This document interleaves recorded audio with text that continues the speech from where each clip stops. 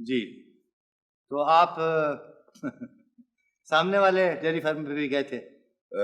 नहीं तो। नहीं? नहीं।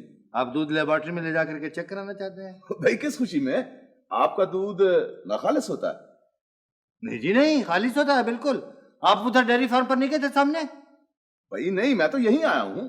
अच्छा। मुझे अपने लिए दूध चाहिए, आपके पास दूध नहीं है? आप जाती जरूरत के जी लिए? हाँ, मुझे जाती जरूरत है। खत्म। खत्म हो गया? आपकी मर्जी। अंडे हैं खालिश, बगैर मिलावट। दूध चाहिए। अच्छा। खत्म हो गया बेटे? हाँ।